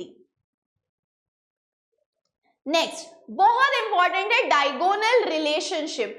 Very very very very important article. चलो, now we'll see what is diagonal relationship. What's diagonal relationship? देखो बहुत ही simple concept है, yet super duper important. Now अगर आप group 1 की बात करो या ग्रुप 2 की बात करो, ठीक है, कोई भी ग्रुप की बात करो, as you go down the group size increases, so as we go down the group atom की साइज बढ़ती है, ये देखो, और जैसे जैसे हम लेफ्ट टू राइट जाते हैं एटम की साइज कम होती है, ठीक है, जैसे जैसे हम लेफ्ट टू राइट जाते हैं एटम की साइज कम होती है, बट जैसे जैसे हम टॉप टू बॉटम जाते हैं एटम की साइज बढ़ती है। अब यहाँ पे होता क्या है पता है कि अगर आप डायगोनली देखो, मतलब अगर आप ये दो एलिमेंट देखो या अगर आप ये दो एलिमेंट्स देखो जो डायगोनली प्लेस्ड है, उन एलिमेंट्स की साइज तो बिल्कुल सेम है। सो यहाँ पे होता क्या है, left to right size is decreasing and top to bottom size is increasing. So left to right कम हो रही है, टॉप टू बॉटम बढ़ रही है, उसके वजह से जो एलिमेंट्स डायगोनली प्लेस्ड है, डायगोनली आप समझते हो, ये देखो मैंने ड्रॉ किया है यहाँ पे, so those elements which are diagonally placed, उनके साथ होता क्या है, so these elements which are diagonally placed they have the same size. अब जो एलिमेंट्स डायगोनली प्लेस्ड है they have the same size, and now because they have the same size they will have the same properties। समझ में आया? इसीलिए हम उसको बोलते हैं डायगोनल रिलेशनशिप, और डायगोनल रिलेशनशिप का मतलब है top to bottom size increases, left to right size decreases. उसके वजह से the elements which are diagonally placed have the same size, and because they have the same size they have the same properties। अब हम उसको एक बार देखते हैं, ठीक है, देखो, it is expected that elements belonging to the same group exhibit similarity and gradation in their properties। so in short जो elements vertically एक ग्रुप में होते हैं उनके प्रॉपर्टीज सेम होते हैं, जो एलिमेंट्स वर्टिकली एक ग्रुप में होते हैं उनके प्रॉपर्टीज वैसे सेम होते हैं।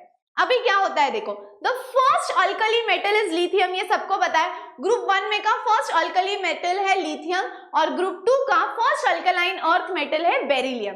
अब lithium shows many differences as compare to the other elements in group 1। मैंने बताया था क्यों, क्योंकि जैसे जैसे हम नीचे जाते हैं साइज बढ़ती है। अब लिथियम की साइज सबसे छोटी हो गई, so lithium will have very different properties as compare to the other elements, और सेम होता है ग्रुप 2 में बेरिलियम के साथ।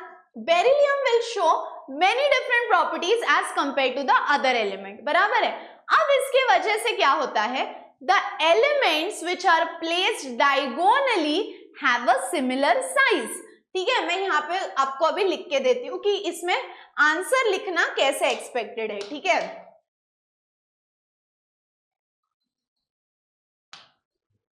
चलो लिखे हम, देखो, as we go left to right in a period, जैसे जैसे हम पीरियड में लेफ्ट टू राइट जाते हैं क्या होता है, देखो,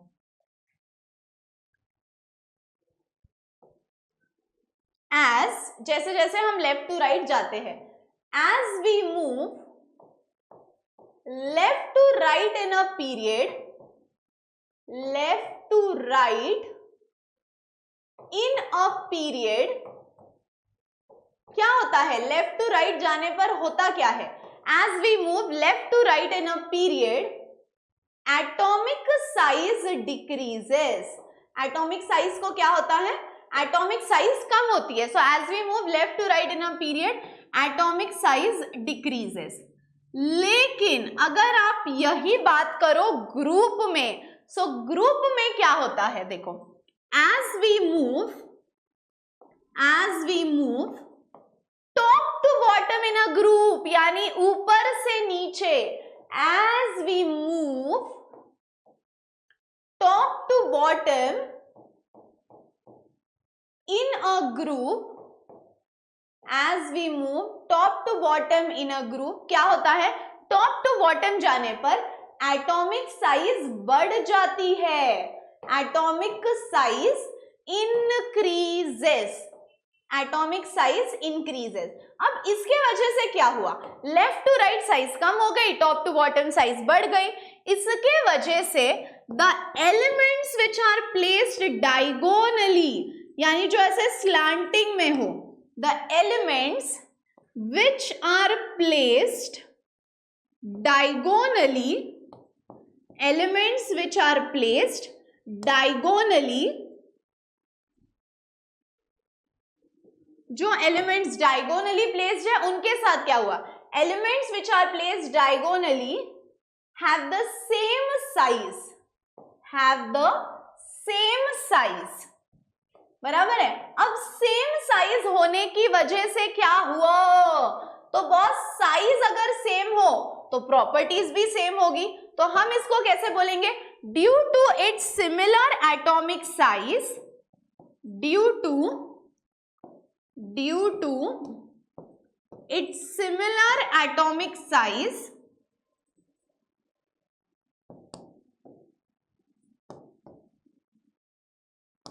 they also have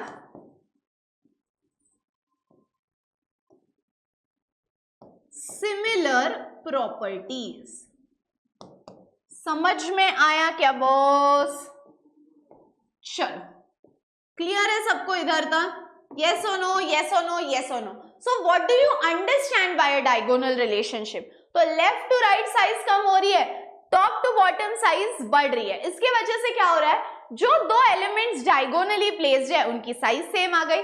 अब साइज सेम आ गई तो उनके प्रॉपर्टीज भी सेम आ गए, ठीक है, उसको हम बोलेंगे डायगोनल रिलेशनशिप। ये देखो, नीचे जाते हुए साइज बढ़ रही है, लेफ्ट टू राइट साइज कम हो रही है, नीचे जाते हुए साइज बढ़ रही है। अब यहां पे कौन सा एलिमेंट है मुझे बताओ, अरे बोलो बोलो, ये है लिथियम, ये है सोडियम, ये है मैग्नीशियम, यहाँ पे है बेरिलियम, सॉरी पोटेशियम, हाँ बेरिलियम, मैग्नीशियम, कैल्शियम। अब किन दोनों की साइज सेम दिख रही है, लिथियम और मैग्नीशियम की सेम दिख रही है, यस और नो, सोडियम और कैल्शियम की सेम दिख रही है। Now because they have the same size they will have similar properties, और उसी सिमिलर प्रॉपर्टीज को हम बोलेंगे डायगोनल रिलेशनशिप। चलो क्लियर है, बढ़े आगे, okay. Next, uses of group 1 and uses of group 2। अब ये ग्रुप 1 हम इतना पढ़ रहे हैं, लिथियम, सोडियम, पोटेशियम, बट ये यूज कहाँ होता है, तो पहले तो lithium is used in long life batteries which are used in our digital watches, calculator, computer. उसके बाद liquid sodium is used in nuclear power station. फिर potassium chloride is used as a fertiliser, fertiliser पता है ना, food for crops, so it is खत, basically fertiliser म्हणजे असतं खत। त्यानंतर पोटॅशियम और कहाँ यूज है, हमने अभी देखा, for the production of potassium super oxide. Potassium super oxide का फॉर्मूला पता होना चाहिए, सो it is used for potassium super oxide for oxygen generation, यानी ऑक्सीजन के लिए, and it is a good absorbent of carbon dioxide, यानी pollution हो तो it will absorb all the carbon dioxide. And last caesium, caesium is used in photo electric cells, यानी ऐसे cells जो light use करके electricity produce करते हैं। Photo stands for light, तो ऐसे सेल्स जो लाइट यूज करके इलेक्ट्रिसिटी प्रोड्यूस करते हैं, they are photoelectric cells. So lithium used in long life batteries, calculators, smart watches. फिर liquid sodium is used in nuclear power station. KCl is used as a fertilizer. फिर to produce potassium is used to produce potassium superoxide, और जो cesium है it is used in photoelectric cells, यानी ऐसे cells जो produce करते हैं electricity by using light. Photo stands for photon, photon stands for light. Okay, अब हम आते हैं ग्रुप 2 एलिमेंट्स के बाद. Beryllium, magnesium, calcium, strontium, barium, radium, ये कहाँ यूज्ड है? So boss, beryllium is used as a moderator in nuclear reactor. त्याच्यानंतर alloy of magnesium and aluminium जो आहे, मैग्नीशियम और एल्युमिनियम का जो एलॉय है वो यूज्ड है टू फॉर्म एयरक्राफ्ट. एयरक्राफ्ट बनाने के लिए as a raw material it is used. और उसके बाद I was also telling you अभी थोड़े टाइम पहले कि कैल्शियम यूज्ड है हमारी बॉडी में. Calcium is very important for the growth of our bones, our teeth, ये सब के लिए कैल्शियम बहुत इंपॉर्टेंट है. और फिर उसके बाद आता है barium sulphate, it is used in medicine. ठीक है, और फिर लास्ट रेडियम, ये यूज है इसके जो ये यूज है इन रेडियोथेरेपी फॉर क्लियरिंग, या क्लियरिंग नहीं बोल सकते, फॉर कैंसर ट्रीटमेंट. ठीक है, so beryllium used as a moderator in nuclear reactor. Alloy किसका? मैग्नीशियम और एल्यूमिनियम का यूज्ड है for forming aircraft. Calcium biologically important. Radium is used in radiotherapy for treatment of cancer. Clear है, clear है, clear है. Take a screenshot, इसका भी और इसका भी. ठीक है, चलो बढ़े आगे. ओके, उसके बाद अब हम जाते हैं biological importance of group 1 and 2. What do you mean by biological importance? Biological importance का मतलब है कि हमारे लिविंग ऑर्गेनिजम्स में where is group 1 and where is group 2 used. So biological importance का मतलब है where is it used in living organisms. So सबसे पहला, sodium ion is present in the largest supply in extra cellular fluids. These fluids provide a medium for transporting nutrients to the cell. अब देखो, इसको simple words में समझाती हूँ. हमारी body में, ध्यान से सुनो, हमारी बॉडी में जो न्यूट्रिएंट्स है वो हर सेल को जाने चाहिए. अब न्यूट्रिएंट्स हर सेल को जाने के लिए एक रास्ता चाहिए. अब वो जो रास्ता है वो रास्ते में रहता है एक फ्लूइड, यानी एक लिक्विड. अब ये जो रास्ता है, देखो मान लो ये सेल है, ये सेल है, इस सेल को हमें पहुंचाना है खाना, इस सेल को हमें पहुंचाना है खाना, लेकिन इस रास्ते में है पानी. पानी का मतलब है, ऐसा समझ लो, नॉट पानी बट एक फ्लूइड, एक लिक्विड है. अब ये जो लिक्विड है ना बॉस, इस लिक्विड में कौन प्रेजेंट है? तो इस लिक्विड में प्रेजेंट है आपका सोडियम. समझ में आया? सो सेल को पहुंचाना है न्यूट्रिएंट्स, बट ये जो सेल के बाहर का रास्ता है इसको हम बोलेंगे एक्स्ट्रा सेल्यूलर फ्लूइड, और इस एक्स्ट्रा सेल्यूलर फ्लूइड में प्रेजेंट है सोडियम. उसके बाद the concentration of sodium ion in extra cellular fluids regulates the flow of water across the membrane. So not just खाना, but it is also responsible कि अच्छा भैया पानी भी सब जगह सही से पहुंचे. Flow of, it regulates the flow of water. उसके बाद sodium ion participates in the transmission of nerve signals. यानी कि अगर इस नर्व में कुछ हो रहा है, यहाँ पे कुछ दर्द हो रहा है, अब वो मैसेज कैसे कैरी फॉरवर्ड होगा हमारे ब्रेन को? तो ये जो ट्रांसमिशन ऑफ नर्व सिग्नल्स है, यानी giving information from one point two another, ये इंफॉर्मेशन, ये चुगली करने का काम कौन करेगा? तो ये कोई नहीं बल्कि सोडियम करेगा. और फिर उसके बाद ग्रुप 1 में अलग एलिमेंट, अलग मतलब दूसरा एलिमेंट है potassium. Potassium it is most abundant within the cell, cell में बहुत ज्यादा क्वांटिटी में है. और ये क्यों जरूरी है? तो बॉस हमारे बॉडी में प्रोटीन के सिंथेसिस के लिए it is necessary for the synthesis of protein. चलो क्लियर है? Take a minute, take a screenshot, पढ़ ले एक बार. सोडियम इज प्रेजेंट कहां पे? In large supply in extracellular part. क्यों? क्योंकि ये फ्लूइड्स क्या करते हैं? एक रास्ता प्रोवाइड करते हैं, एक मीडियम प्रोवाइड करते हैं न्यूट्रिएंट्स को फ्लो कराने के लिए. And not just nutrients, they also make sure कि रेगुलरली वाटर सप्लाई हो रहा है. फिर इसके बाद नर्व सिग्नल की इंफॉर्मेशन देने में, चुगली करने में ये यूजफुल है. और और ग्रुप 1 का एक और एलिमेंट है पोटेशियम, वो क्यों यूजफुल है? It is used for synthesis of proteins. अब हम आते हैं ग्रुप 2 एलिमेंट्स के पास। अब ग्रुप 2 में तो दो एलिमेंट्स है which are super duper important, one is magnesium, one is calcium. अब ये मैग्नीशियम और कैल्शियम कहाँ यूज्ड है? तो बॉस ये जो मैग्नीशियम है ये इंपॉर्टेंट है प्लांट्स में, जो क्लोरोफिल होता है उसके लिए ये जरूरी है। और ये क्लोरोफिल क्या होता है? So it is magnesium is an important part of chlorophyll in green plants, यानी फॉर फूड प्रोडक्शन। फिर उसके बाद मैग्नीशियम आयन हमारी बॉडी में क्या रोल प्ले करता है? तो बॉस हमारी बॉडी में जो फैट होता है, जो ग्लूकोज होते हैं, उसको ब्रेक डाउन करने में कौन हेल्प करता है? मैग्नीशियम हेल्प करता है for breaking of glucose and fats and proteins with enzymes. Do you know what are enzymes? तो बॉस जैसे केमिकल रिएक्शंस में हम यूज करते हैं कैटलिस्ट, वैसे हमारी बॉडी में भी तो कोई कैटलिस्ट चाहिए जो रिएक्शन को फास्ट करे। तो हमारी बॉडी में रिएक्शन को फास्ट करने के लिए जो कैटलिस्ट यूज होता है उसको हम बोलेंगे बायोलॉजिकल कैटलिस्ट। उसके बाद कैल्शियम और कहाँ इंपॉर्टेंट है? मैंने बोला था हमारे डाइट में होना चाहिए। It is important in our teeth and for bones and for stretching of muscles. और आपके दिल की जो धड़कन है, it is responsible for regular beating of heart. समझ में आया?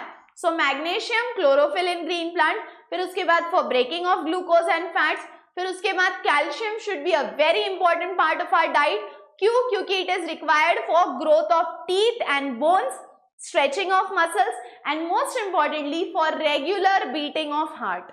चलो take a screenshot. Okay, next. अब S ब्लॉक के हम देखने वाले हैं इंपॉर्टेंट कंपाउंड्स, यानी S ब्लॉक के एलिमेंट्स कौन से हैं? Lithium, sodium, potassium, rubidium, caesium, francium. और ग्रुप 2 का क्या क्या है? बेटा, मांगे, beryllium, calcium, beryllium, magnesium, calcium, strontium, barium, radium. ये है ग्रुप 2 के एलिमेंट्स। अब ये जो ग्रुप 1 और ग्रुप 2 के एलिमेंट्स है, ये ग्रुप 1 और ग्रुप 2 के एलिमेंट्स कौन से कंपाउंड्स फॉर्म करते हैं, वो कंपाउंड्स हम कहाँ यूज कर सकते हैं, ये सब अब हम देखेंगे डिटेल में। ओके, चलो अब ग्रुप 1 का सबसे पहला एलिमेंट है Na2CO3, ठीक है, which is sodium carbonate, which is also called as your washing soda. ठीक है, अब ये जो Na2CO3 है यानी सोडियम कार्बोनेट है, अब हम इसको बनाएंगे, यानी we will see the method of preparation of it. और ये जो सोडियम कार्बोनेट बनाने की जो मेथड है उसको हम बोलेंगे सॉल्वेज प्रोसेस, उसको हम बोलेंगे Solvay process. So sodium carbonate बनाने की जो मेथड है it is called as the Solvay process. अब ये प्रोसेस होती कैसे है? तो देखो, सबसे पहले आपको लेना है अमोनिया, आपको लेना है अमोनिया, और वो भी उसके 2 यूनिट्स लेने हैं। मैं आपको यहाँ पे रिएक्शन ऐसे ब्रेक करके लिख के दिखाती हूँ। देखो, 2 यूनिट्स ऑफ सोडियम लेने हैं, अमोनिया लेना है, उसके साथ डाल दो H2O, उसके साथ डाल दो H2O और उसके साथ डाल दो CO2। अब ध्यान से देखो क्या हो रहा है, 2 यूनिट ले लिया अमोनिया के, पानी डाल दिया, कार्बन डाइऑक्साइड डाल दिया। अब H2O का एक H इसको जाएगा, H2O का एक H इसको जाएगा। सो ये NH3 का हो गया NH4 और ये भी NH3 का हो गया NH4। तो बॉस NH4 के कितने यूनिट्स हुए? तो NH4 के 2 यूनिट्स हुए। तो ये NH3 का एक H इधर गया, NH3 का एक H इधर गया, ये हो गया NH4 के 2 यूनिट्स। अब CO2 है, ये 2 ऑक्सीजन और इधर का एक ऑक्सीजन देंगे CO3, देंगे CO3। तो ये हो गया NH4 ट्वाइस और ये बन गया CO3। ये हो गई आपकी फर्स्ट प्रोसेस।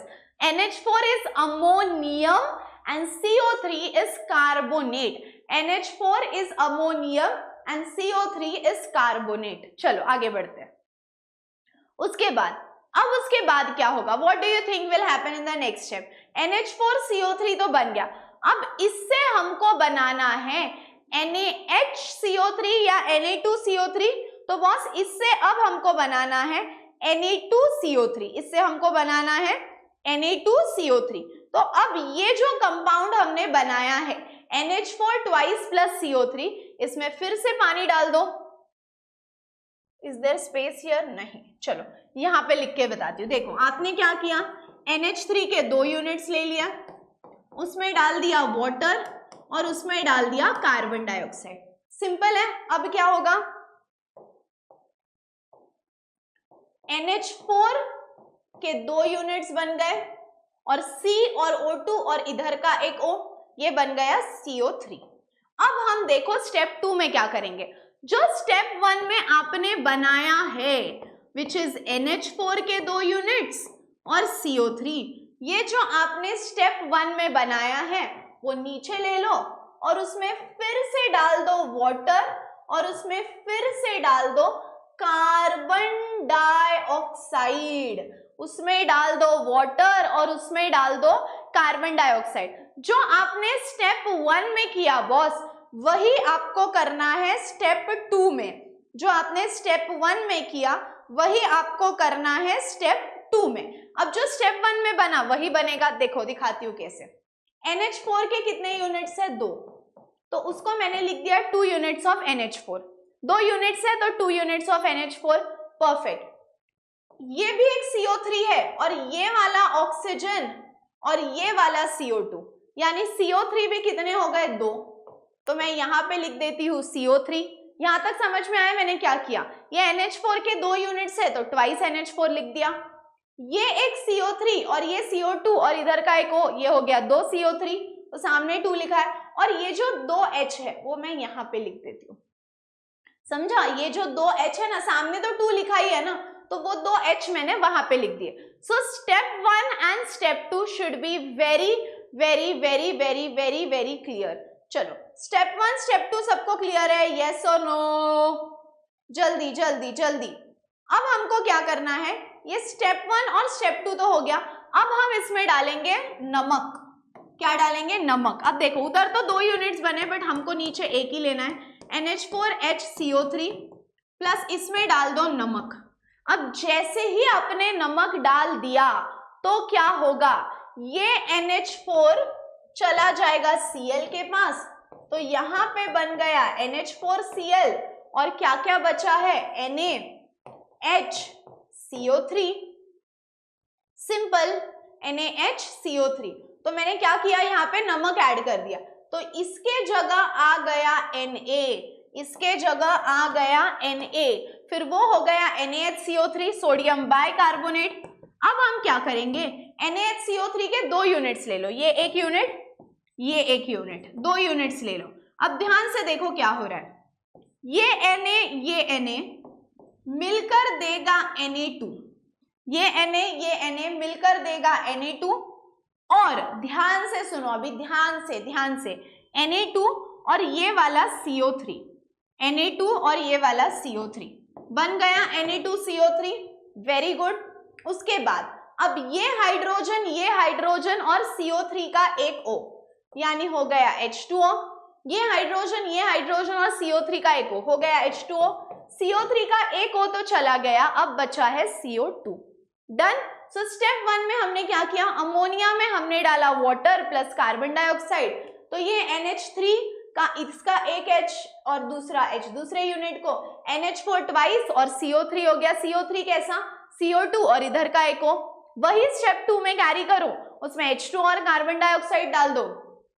NH4 के 2 यूनिट्स है तो 2 यूनिट्स ऑफ NH4, उधर का CO3 और इधर का CO2 प्लस ये O, ये भी 2 CO3 हो गए और ये 2 H को यहाँ पे लिख दो। उसके बाद यही नीचे कैरी करो और इसमें डाल दो नमक। Once you add namak in it, what is going to happen? Replace the NH4 by Na.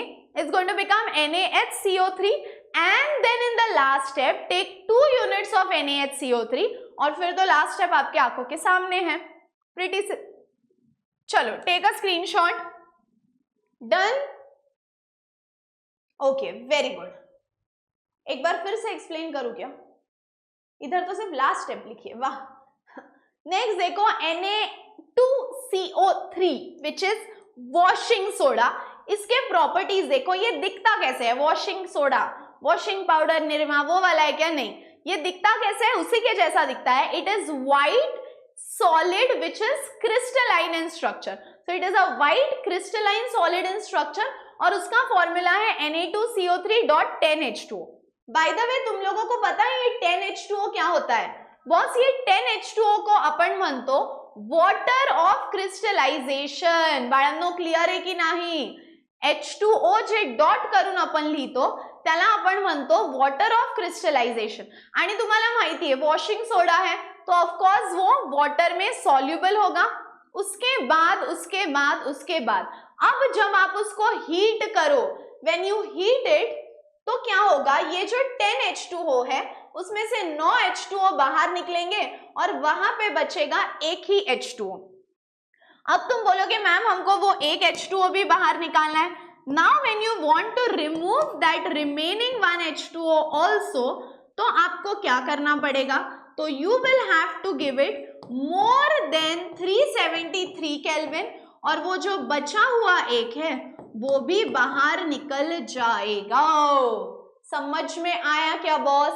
So it's very very simple, एकदम चिंदी है कि Na2CO3 को बोलते हैं washing soda, it is soluble in water. उसके बाद आपको क्या करना है? यस आपको उसको करना है हीट। 373 केल्विन पे किया तो 9 तो अलग हो जाएंगे, एक वही रह जाएगा। अब वो एक का क्या करे? So give temperature more than 373 kelvin and that one H2O will also get out. Okay, take a screenshot. Next, अब ये वॉशिंग सोडा यूज कहाँ होता है? What is the use of washing soda? तो बॉस ये जो सोडियम कार्बोनेट है ये एक इमल्सिफाइंग इफेक्ट देता है ऑन ग्रीस एंड डर्ट, यानी इन सिंपल वर्ड्स ग्रीस और डर्ट या कुछ ऑयली सब्सटेंस लगा हो कोई भी टेक्सटाइल पे, कोई भी कपड़े पे, तो it is used for the removal of that grease और डर्ट। उसको निकालने में सोडियम कार्बोनेट हेल्प करता है। उसके बाद it is used to make hard water soft. Ma'am what is soft water and what is hard water? Guess कर पाओगे? जो वाटर में मिनरल्स होते हैं वो है सॉफ्ट वाटर और जो वाटर में मिनरल्स नहीं होते हैं दैट इज हार्ड वाटर। ठीक है, so it is used to make hard water soft. उसके बाद it is used for commercial production of soap and caustic soda. So soap साबण बनवण्यासाठी तो यूज आहे आणि कॉस्टिक सोडा। और last it is used in laboratory, ये तो सबको पता है। ठीक है, क्लियर है यहां तक? चलो बढ़े आगे। नेक्स्ट अब आता है कॉस्टिक सोडा। कॉस्टिक सोडा यानी क्या है? बस कॉस्टिक सोडा यानी है NaOH।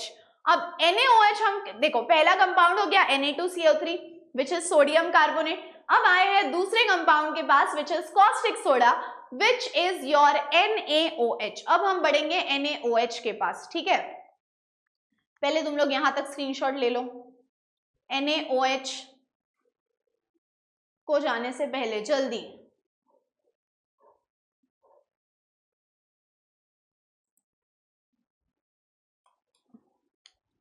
चलो बढ़े आगे, एक बार पढ़ लेते हैं and then we will again go back to the next article. Sodium carbonate is a white crystalline solid, it is highly soluble in water और on heating it loses one oxygen. ज्यादा heat किया तो that one will also गो।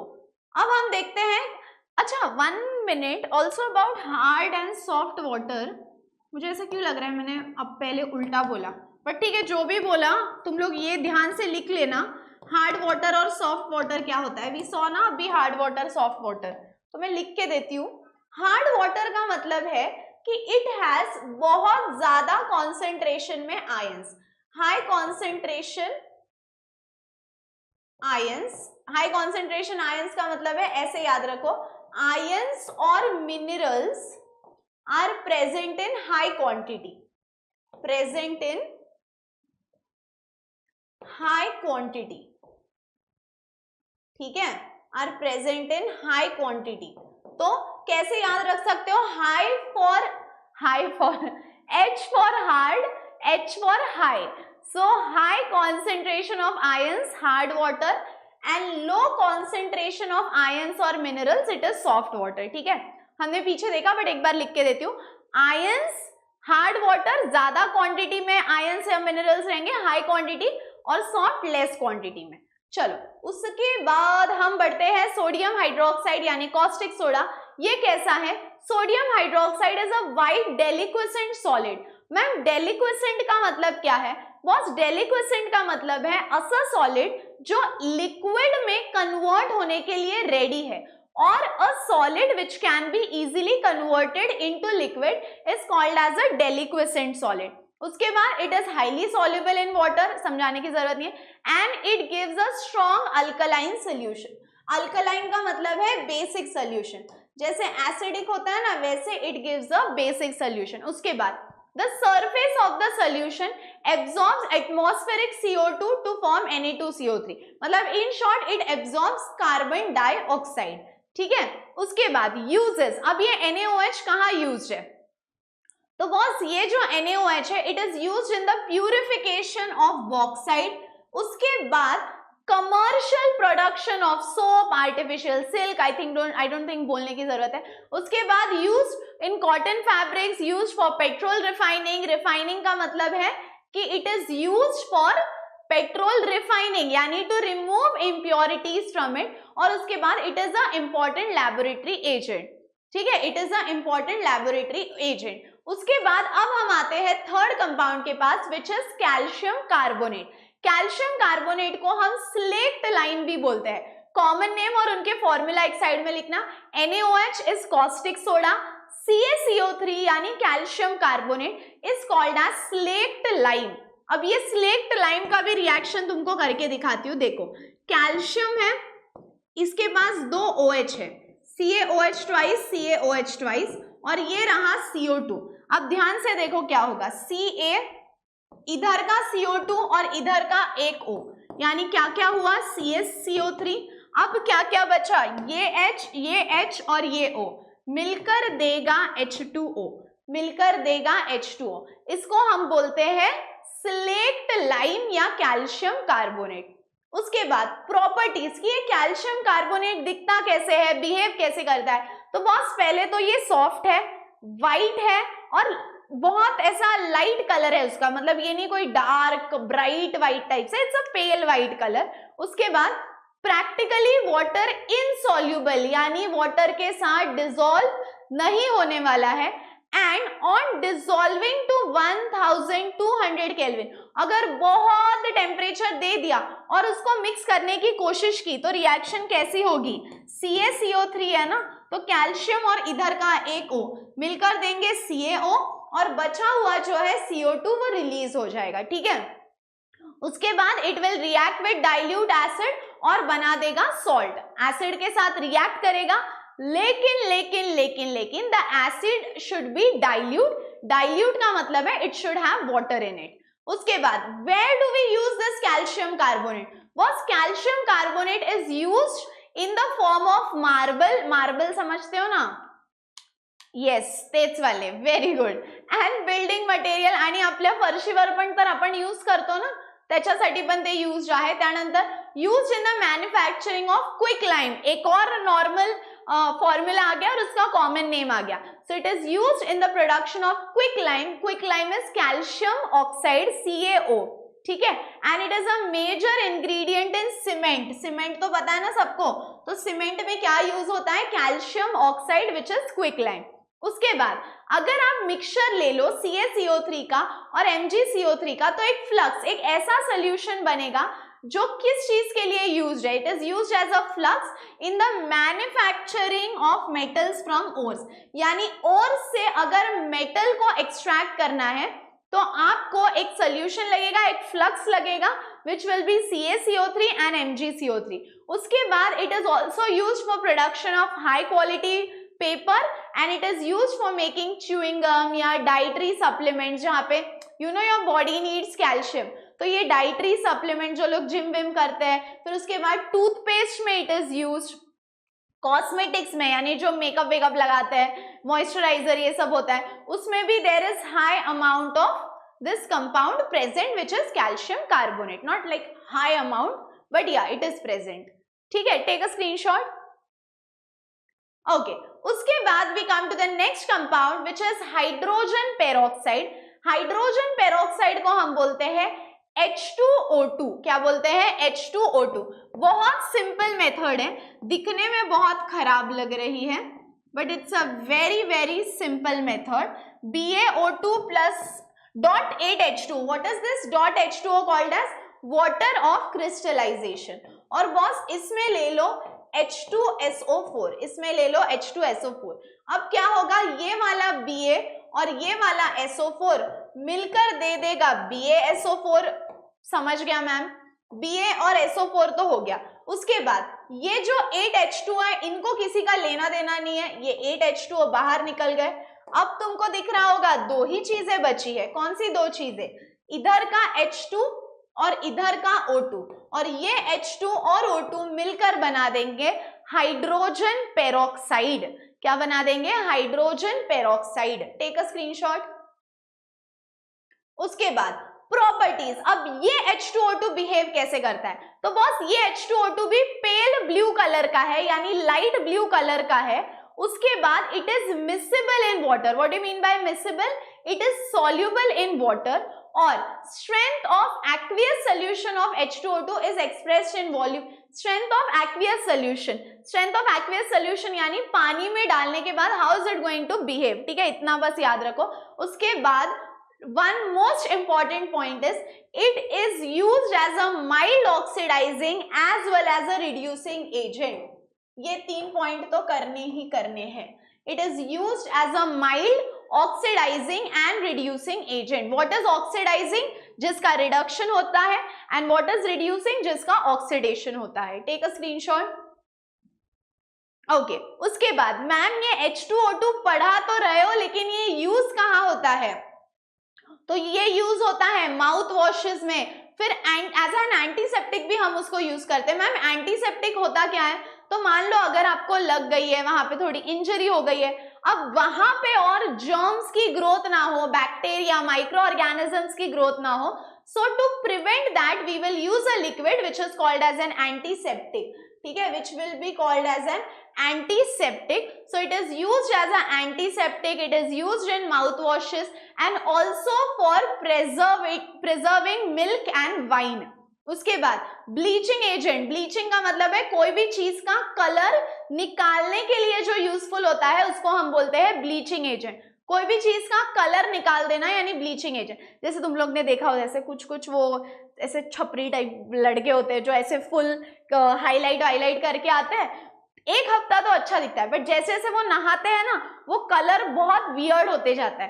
क्यों? क्योंकि उन्होंने लगाया है bleach. और ब्लीच का रोल क्या है कि कोई भी चीज का कलर रिमूव करना। जैसे अभी अपने बालों का कलर है black, when you apply bleach to it, it will remove the black colour. ठीक है, सो ब्लीच का मतलब है टू रिमूव द कलर। जैसे हमने पार्लर में भी सुना होगा कि मैं ब्लीच करके आई हूं। सो ब्लीच मतलब क्या? तो वो पार्लर वाले क्या करता है, अपने मुंह को ब्लीच लगाते हैं। अब अपने फेस पे होते हैं फेशियल हेयर जो ब्लैक कलर के होते हैं, अब ब्लीच लगाने की वजह से वो गोल्डन दिखने लगते हैं, ब्लॅक कलर फेस पे दिखता ही नहीं है। तो हमको लगता है की ओ भाई साहब मैं कितना गोरी दिख रही हूँ, बट गोरी नाही दिसत आपण, त्यांनी आपल्या चेहऱ्यावर ब्लीच लावलेलं असतं आणि पैशाला चुना। त्याच्यामुळे काय होतं, त्याच्यामुळे आपल्याला वाटतं की ओ हो माझ्या चेहऱ्यावर किती गोरा झालाय। नाही, तुमच्या चेहऱ्याचे जे काळे केस होते ते आता गोल्डन झाले, तर त्याला म्हणतात ब्लीचिंग एजेंट। ठीक है, अब also it has a mild oxidising property और इसके पास रिड्यूसिंग प्रॉपर्टी भी है, and it also acts as an antichlor agent. Boss what do you mean by antichlor agent? Antichlor का मतलब है जब एक्सेस ऑफ क्लोरीन हो जाए तो उसको रिमूव हम करेंगे तो उसको बोलते हैं एंटी क्लोर एजेंट। सो अगर एक्सेस में क्लोरीन हो जाए तो उसको रिमूव करने के लिए जो यूज है that is a antichlor agent. ठीक है, चलो बढ़े आगे, स्क्रीनशॉट ले लो। Then we have the last article of the topic which is lithium aluminium hydride. इसको हम लिखते हैं LiAlH4। ठीक है, LiAlH4। अब उसके बाद ये जो लिथियम एल्यूमिनियम हाइड्राइड है, ये लिथियम एल्यूमिनियम हाइड्राइड बनता कैसे? देखो अगेन लिख के समझा रही हूँ, ध्यान से समझ लो। अब मेरे को बताओ एक चीज, सिंपल एक चीज बताओ कि लिथियम एल्यूमिनियम हाइड्राइड में कितने H लगेंगे? 4। तो यहाँ पे ले लो 4 यूनिट। अब यहाँ पे 4 यूनिट ले लिया तो यार यहाँ तक तो समझ गया, ये लिथियम ये एल्यूमिनियम और 4 हाइड्रोजन, ये हो गया लिथियम एल्यूमिनियम हाइड्राइड। उसके बाद ये 4, ध्यान से सुनो, ये 4 लिथियम में से एक लिथियम तो गया, यानी 3 बचे हैं, तो 3 लिथियम और 3 क्लोरीन मिलकर देंगे 3LiCl। समझ में आया? सो क्या हो गया बताओ, ये एक लिथियम, ये एक एल्यूमिनियम और 4 हाइड्रोजन, लिथियम एल्यूमिनियम हाइड्राइड। अब 4 लिथियम में से एक लिथियम तो गया, 3 बचे हैं, सो 3 लिथियम 3 क्लोराइड मिलकर दे दिया 3 लिथियम क्लोराइड। बढ़े आगे। उसके बाद अब इसकी रिएक्शन कैसी होती है, तो तुमको मैं सिंपल वर्ड्स में बताती हूँ। देखो, मान लो ऐसा कोई कंपाउंड आपको दे दिया, एसिड, वो जो बुक में दिया है वो मत देखो, यहाँ पे देखो, लिथियम एल्यूमिनियम हाइड्राइड का काम है to provide hydrogen. Lithium aluminium hydride का काम है टू प्रोवाइड हाइड्रोजन, तो वो दे देगा तुमको 4 हाइड्रोजन। मान लो ये दे दिए 4 हाइड्रोजन। अब रिएक्शन कैसी होगी, 1 2 3 4, 4 हाइड्रोजन दे दिया। अब ये 2 हाइड्रोजन और ऑक्सीजन मिलकर दे देंगे H2O, और अब बचे हुए 2 हाइड्रोजन कहाँ जाएंगे, CH3 COH। बचे हुए 2 हाइड्रोजन में एक इधर लगेगा, एक इधर लगेगा।